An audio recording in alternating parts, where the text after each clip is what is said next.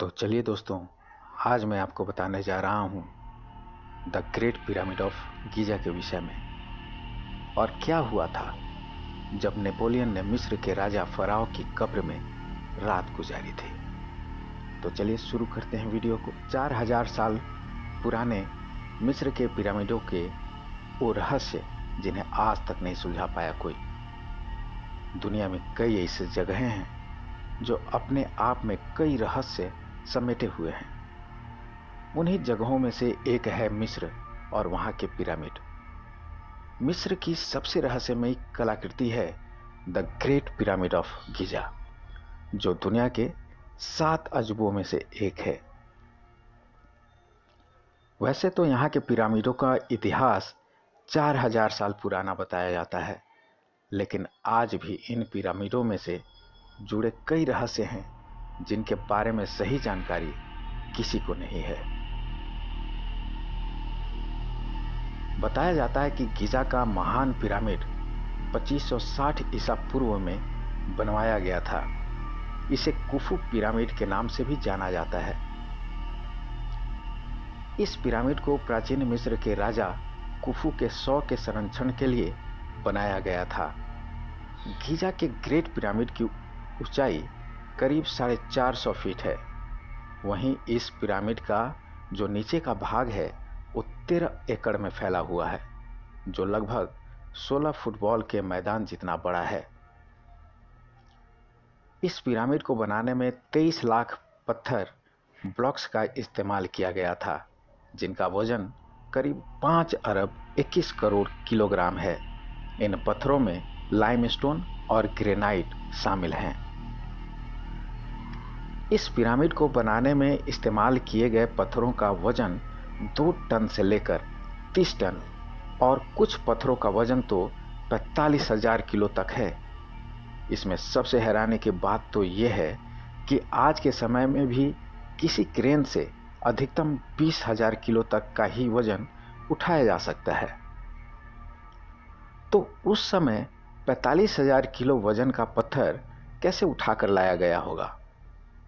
Giza के great pyramid में कुल कितने तहखाने हैं, इसके बारे में तो कोई नहीं जानता, लेकिन अभी तक के शोध के मुताबिक इसमें 3 तहखाने मिले हैं।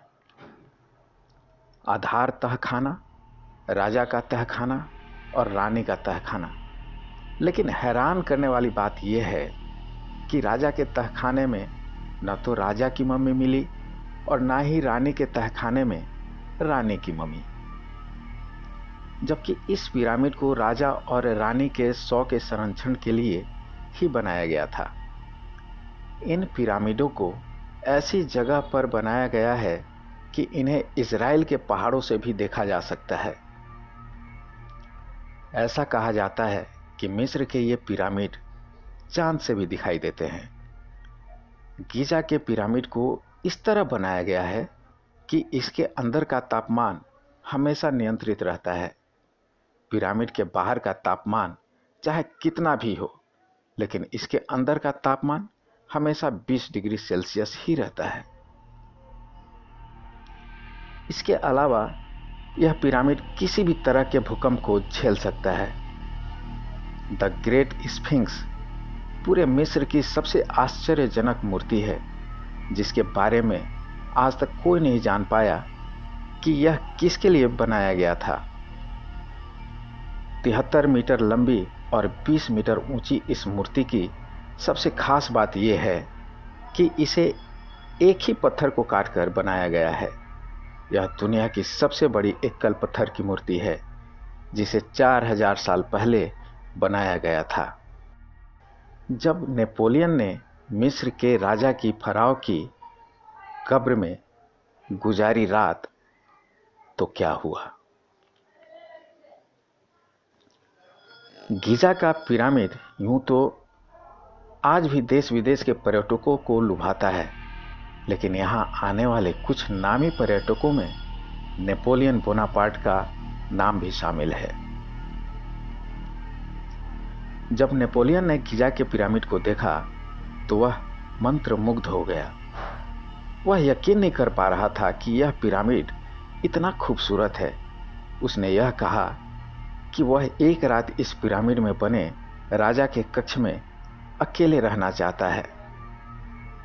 यह कक्ष पिरामिड के भीतर लगभग 140 फीट ऊंचाई पर बना हुआ है। जब अगले दिन वह उस पिरामिड से बाहर आया तो उससे पूछा गया कि पूरी रात वहां रहने का उसका अनुभव कैसा रहा, उसने वहां क्या देखा। तो नेपोलियन कुछ नहीं बोला और चुपचाप वहां से चला गया। नेपोलियन से यह सवाल तब भी पूछा गया जब वह मृत्यु शैया पर लेटा था, लेकिन तब नेपोलियन ने जो बोला उसे सुनकर हर कोई दंग रह गया। नेपोलियन ने कहा कि उस रात के अनुभव के बारे में कुछ बताने का कोई फायदा नहीं है।